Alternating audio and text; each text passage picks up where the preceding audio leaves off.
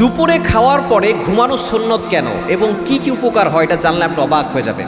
নবীজি সাল্লাল্লাহু আলাইহি সাল্লাম যেটা ১৫০০ বছর আগে বলেছেন, বর্তমানে চিকিৎসা বিজ্ঞানও বলছে যে দুপুরে খাওয়ার পরে একটু ১৫ থেকে ৩০ মিনিট যদি আপনি একটু চোখটা বন্ধ করেন, যদি আপনি নাও ঘুমান তাহলে আপনি উপকারটা পেয়ে যাবেন।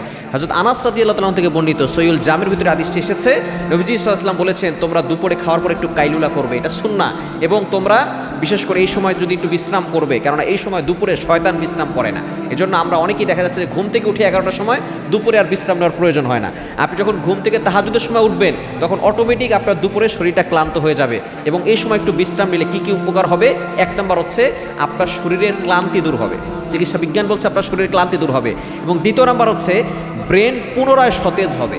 যখন আপনি সকালবেলা অনেক ভোরে উঠবেন, আল্লাহর ইবাদত করবেন, কাজকর্ম করবেন, দুপুরবেলা যখন খাবারের পরে একটু কাইলুলা করবেন, দেখবেন আপনার ব্রেন পুনরায় আবার সতেজ হয়ে যাবে।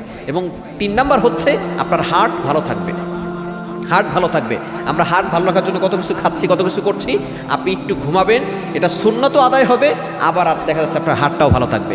এবং 4 নম্বর আপনার মানসিক দুশ্চিন্তা কমাবে, মানসিক চাপ কমিয়ে দিবে, উচ্চ রক্তচাপ এটা কমিয়ে দিবে, এবং আপনার দৃষ্টিশক্তি ভালো রাখবে, আপনার স্মৃতিশক্তি ভালো রাখবে। কত উপকার হচ্ছে নবী সাল্লামের একটা সুন্নত পালন করলে। মনে রাখবেন নবীজি সাল্লাল্লাহু আলাইহি সাল্লাম যে সুন্নাহ আমাদেরকে জানিয়ে দিয়েছেন ১৫০০ বছর আগে, বর্তমান চিকিৎসা বিজ্ঞান এটা নিয়ে গবেষণা করে দেখেছে মুসলমানরা এই কাজ করার দ্বারাই সুস্থ থাকতে পারে, নবীর সুন্নত পালন করতে পারে, এবং সুন্নত পালন করলে তারা নবীর সাথে জান্নাতেও থাকতে পারবে। এই জন্য অবশ্যই আমরা দুপুরে খাওয়ার পরে কিছু সময়ের জন্য ১৫ থেকে ২০ মিনিট ৩০ মিনিট যতটুকু পারি, যদি নাও ঘুমাই আমরা একটু কাইলুলা করব, এটা সুন্নত আদায় হবে এবং আপনার উপকারও হবে।